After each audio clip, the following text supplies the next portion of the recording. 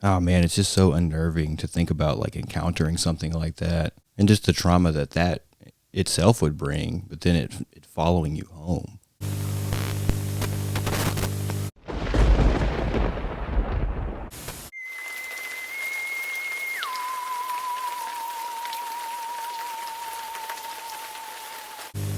What is up, everybody? I'm Johnny Blacklight. Welcome to another episode of Blacklight File 237. And in this one, we're getting into some weird Appalachia stories, man. Some super creepy stuff. So without further ado, let's jump right into them and see what we got. So I live near the Appalachian Trail, and I have always lived near the Appalachian Trail. I don't live in Appalachia itself. So me and my cousin Kai decided to go camping / hiking in the main portion of the Appalachian Trail, which is like near the White Mountains and whatnot. Basically, we started up in Maine and we were going to make our way down to New Hampshire. And then once we got to New Hampshire portion, we were going to turn around and go back to Maine. Everything was going super smoothly for the first 3 days. It was super tranquil, super calm. Like, I was loving it. We were both loving it. But the fourth night is when things started to get a little bit not so kosher. On the fourth night, we ended up making our dinner. We had some ramen noodles. We set up our tents. We had separate tents. We were sleeping in separate tents. So we set those up and just kind of went about our night. I remember I popped out a book because I didn't like to just go to sleep. I like to relax and listen to the sounds of the forest before I went to sleep and read my book. So in my own tent, I was sitting there with my little book light on, just reading away, having the time of my life. Yeah, I was happily reading my book until all of a sudden I heard whistling. Like legit whistling out in the middle of nowhere. Yeah. And at first I was thinking, okay, maybe it's Kai just like trying to get my attention. So I yelled out to her. I was like, yo, was that you? She didn't answer me, of course. And that's when my stomach sank straight down to my toes because I just realized that I had answered something that I couldn't see in the Appalachian woods.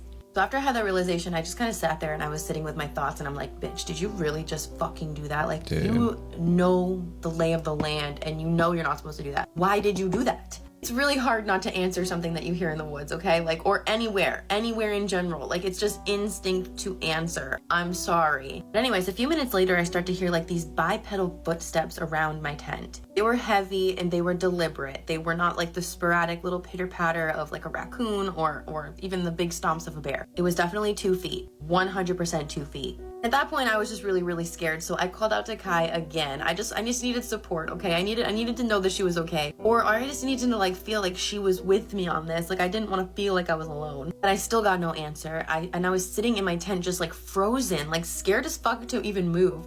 I forgot that my book light was on. And then as I'm sitting there, just like waiting, listening to the footsteps, they all of a sudden stop. A couple seconds went by, and then all of a sudden the footsteps started up again. This time they were coming closer and closer to my tent in particular. And as I'm sitting there panicking, full-blown like so sweating creepy in my boots, I start to see a shadow form over my tent. And I don't know if the light of my book light like just made it kind of more distorted than it actually was or what, but it was like tall, lanky, and its arms were super fucking long, and it smelled really bad. Like it smelled like death, decay, and also a pile of landfill dog shit. But I'm sitting there and I'm watching the walls of my tent in absolute terror when all of a sudden I see a hand press down on the top of the tent. That's so scary. scary. Is pushing when all of a sudden I see like something try to poke through the tent, and it kind of reminded me of like a scorpion's like stinger thing, you know what I mean? Like just like it was like,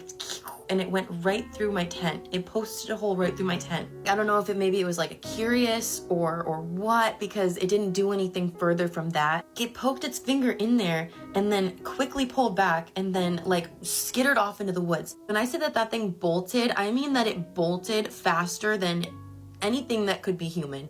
Think spider crab, but on 2 legs. No, somehow, and don't even ask me how, I ended up falling asleep after that whole incident. I think I was just really tired. I was trying to stay awake, but I woke up the next morning. When I woke up the next morning, I practically flew out of my tent to go talk to Kai and see if she had like seen anything or heard anything of the same thing that I did. When I asked her that, her face went completely snow white. Like all color drained from this girl's face. She said that she had also been woken up by the whistling, and she had also heard me calling her name, but she was way too scared to answer me. So she was in her tent just sitting there kind of like watching everything go down from her little tent window flap. But bitch, the description of what she saw, it's literally something straight out of your worst nightmare. She said that she saw this big figure kind of just like looming over my tent. It said it had antlers, it had hooves, it had legs like a horse, and its body was kind of like thick, muscular, built kind of like a bull. Sounds like a skinwalker, it was bro. Standing up on its hind legs, and then its arms were super long and gangly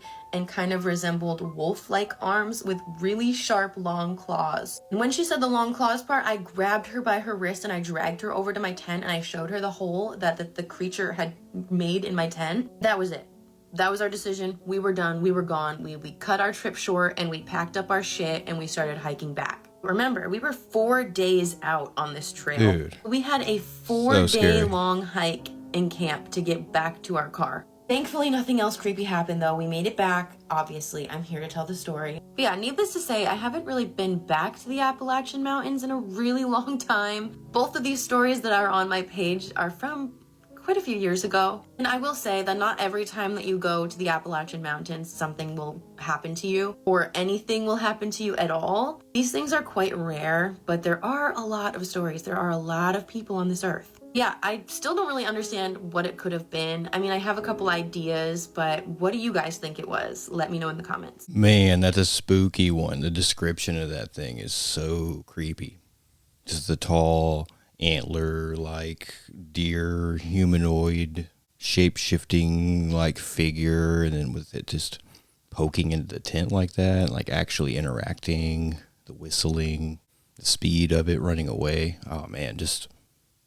Ew, so scary, dude. Yeah, great description here in this one. It's probably my favorite thing about this story is just how well descriptive we got of a description of the creature. But yeah, man, imagine that situation. Imagine seeing something like that and being 4 days out hike like that, and there's nothing you can do. It's just go back and just get through those 4 days and hope that thing's not following behind you somewhere. Oh, man. This Appalachia's wild, man. I don't know if I can go there, dude. Yeah, the poking the long finger into the tent. Oh man, that's scary. That moment really got me. And then the description of it being tall and just like lurking over the tent like that and pushing down like that is just so weird and scary. All right, y'all, it's Appalachia Spooky Story time, and this one is pretty terrifying. This story comes from one of my viewers that lives in the UK, and she really wants your all's help describing possibly what she saw and what she is still encountering because of this to this day. She says to this day, because of her experience out in the Appalachia Mountains, she's unable to leave her home. She's been diagnosed with mental illnesses. So please take a listen and let me know your thoughts in the comments. Wants to remain anonymous, so for this story, we are going to call her Cassie. Cassie and her boyfriend, again, were living in the UK, but they wanted to take a trip to Nashville in Tennessee. They were in Nashville, they had a great time, but they still had a week of their vacation left, so they decided they would get some camping gear and drive up to the Appalachian Mountains of East Tennessee to go camping. So they got their gear all loaded up in the car, and then they found a place to stop with a trail that they decided they were going to walk up with all their camping gear and find a place to camp for the night. Said it was absolutely beautiful, taking in all of the scenery, but then all of a sudden, as they were walking, she kind of heard some footsteps behind her, like they were being followed. Her and her boyfriend turn around, they don't see anything, and her boyfriend's like, you know, it could be squirrels, it could be animals, whatever, let's just keep going. So they keep going, and they find a little place to stop where she had a bottle of champagne in her backpack, and they were just going to have a glass of champagne and kind of cheers to their, you know, adventures. She said as they were sitting there, things started to feel really different than it had in the beginning of the trails. She said she felt just kind of overwhelmingly like odd. She said something just did not feel right. And they continued to hear these like footsteps out in the mountains, but they couldn't see anything. Said it oddly sounded like human footsteps, and her boyfriend was like, well, there could be some homeless people living out here or something, you just never know. Like he was just kept trying to make excuses for these like odd noises and this odd feeling that they both had. He was like, I don't know, I just don't feel right, let's just keep walking and find a place to camp. She said the whole time they were walking to find a place to camp though, she felt like she was being followed and like she was being watched. Found a place to set up camp, they set up for the night, they go into their tents for the evening, and she said she woke up and she remembers it was exactly 3:03 on her phone because she heard footsteps around the tent site. Again, thinking it was an animal or something, her partner unzipped the tent, looked out, and immediately goes, oh my God. She looks out and she says she sees this very tall, and it's a dark figure, very tall, dark figure, hunched over. And she said its arms were super, super long and touched the ground. Like its fingers touched the ground. So and she scary. said it had these almost white, hazy eyes. She said she immediately was just frozen in fear and panic. They zipped the tent back up, and she said she was like hysterically crying and screaming because what she saw was just something out of a nightmare. Continued to hear the footsteps around the tent, and her boyfriend was like, as soon as this thing's gone, we are bolting it for the car. She said they continued to hear it, and she continued to just have this panic until the sun came up. Once the sun came up and the footsteps stopped, they bolted to the car and immediately left. Once they got back to the UK, that was only the beginning of Cassie's nightmare, as her life for the last 10 years has been absolutely ruined.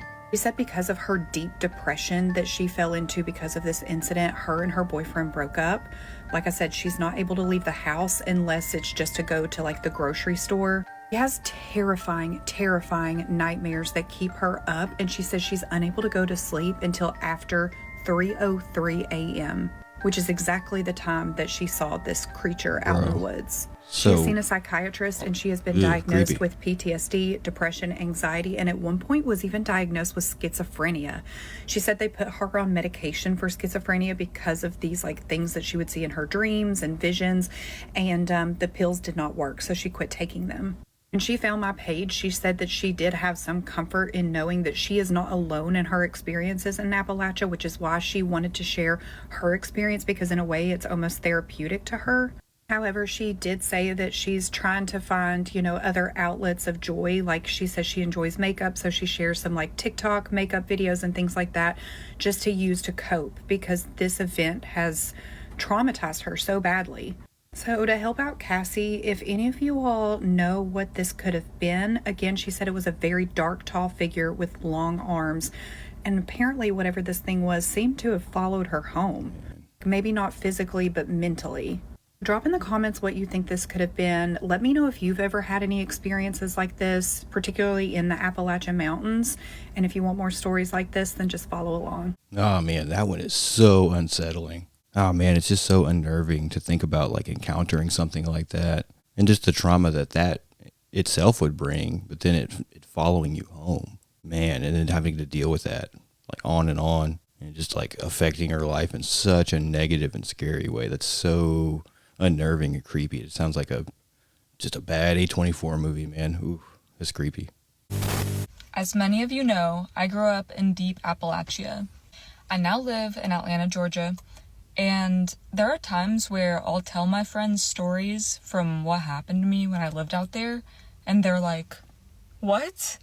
I already posted about my UFO story last year, and that video got to like 3 million views. But today, I'm going to tell you guys the story of when I was a kid and I encountered a skinwalker, or at least what I thought was a skinwalker. I hate long intros, so I'm just going to get into the story. The place I lived was a place called Jasper, Georgia. It's right next to LJ, and I lived in the place where the show Squidbillies was based on, and we have a Squidbillies shrine in our town center.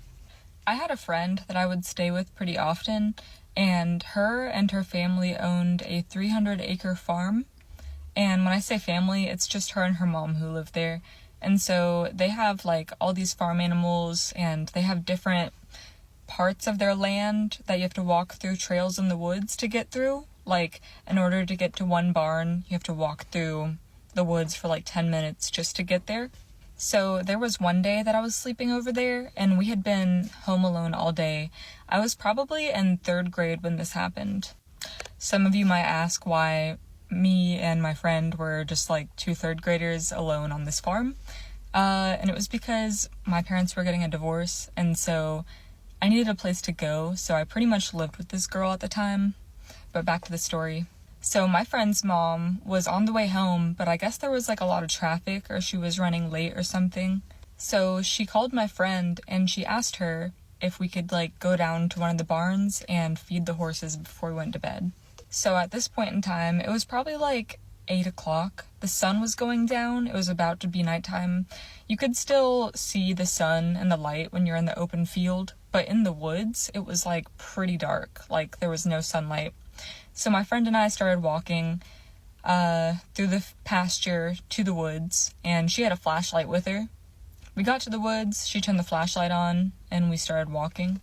We were walking for maybe like 3 or 4 minutes through these woods, so we're about halfway through the trail, and we're just talking about some shit and laughing. And then all of a sudden, my friend just stops talking, and like I was kind of just like looking at her, like as we were speaking. I wasn't really looking in front of me. And then she just like drops the flashlight and starts sprinting in the opposite direction, like back to the house. And so I was like, "You okay, Rebecca?"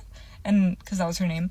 And I turn and I see her sprinting, and the flashlight was just like on the floor in front of me. And I was like, what the fuck? So I turn back in front of me, and I just see like maybe like 10 feet away this gigantic like white figure. And I didn't look at it for long, but just like the sheer height of this thing, whatever the fuck it was, scared me so badly that I looked at it and immediately was like fight or flight mode. Like I felt danger. So right when I looked at it, I turned the other way and fucking booked it. I was running faster than I'd ever ran before. So fast that I passed my friend, and I was like running and pissing my pants at the same time. Like that's how fucking scary it was. And so I ran all the way back to her house, and in my brain I was like, what is the one place I can hide right now where no one will find me? And the only thing I could think of was like I just ran to the laundry room and I got in the dryer. And so I was just sitting in the dryer, and it was like one of those old school dryers. It wasn't like plastic clear cover, so it was just like a white door that closes it from the front. And so I was just in there. I was like curled up in a ball, and I waited like, I don't know, what seemed like 15-20 minutes. I was just in there covered in piss, and eventually I thought that whatever the fuck was in the woods had like killed my friend. And so I was just crying, and like I was freaking out, but I was also terrified and didn't want to die. So I was just sitting in there. And then eventually my friend walks through the door, and I can tell that she's crying and she's like hyperventilating. She's like like I hear that. And so I open the dryer, and she's like scared when I open it, obviously. And I was just like also crying, and we hug each other, and I was like, where did you go? And so she told me that she had ran and she got into like this trailer that was kind of near the house, because it was the only place she could think of to hide. And so we were both hiding, and I guess she just like mustered up the courage to run to the main house. And so we were both just like trying to explain what we saw and like put together whatever the fuck that was. And this was like 2008, maybe 2009. So I think I was like 12 or something when this happened, but this was way before like creepypasta or like any of these stories were like even around. So we couldn't even put a name to like what the fuck we saw out there. And so when her mom finally got home, we tried to explain what just happened, and she just like dismissed us, and she was like, you girls are just like overreacting. You guys saw a bear or like a deer or something, which is still terrifying if we saw a bear, but it definitely was not a bear, because this thing was like pure white. And in the dark, it's like the only thing you can really see is like, if there's someone standing in front of you with a white t-shirt, like you're gonna see that. But this thing was completely white, and that's all I remember is just like this gigantic, like 7 or 8 foot tall thing just like standing right in front of me, staring at me. And so I'm not friends with this girl anymore. I haven't talked to her in probably like 15 years. But I just remember that story, and I remember being so scared that I pissed myself. And the only thing I could think of that being is like a skinwalker. So maybe that is a skinwalker. But yeah, I hope you guys enjoyed that story. I I've never told that on here, so I hope you guys were entertained and enjoyed it, and maybe got scared. But anyways, later this week I'm gonna post another story about the Appalachian feral people, because I think I also had an experience with that when I was younger. There was a lot of weird shit that happened. But yeah, thank you guys.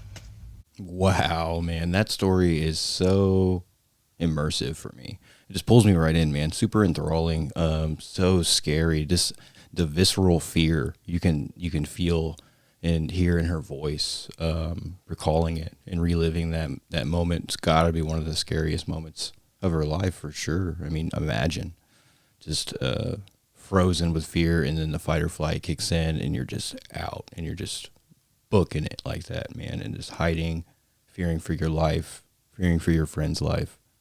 Just little kids, man. That's so scary. It gives me goosebumps right now. Ooh, a little creepy, a little shiver. Woo.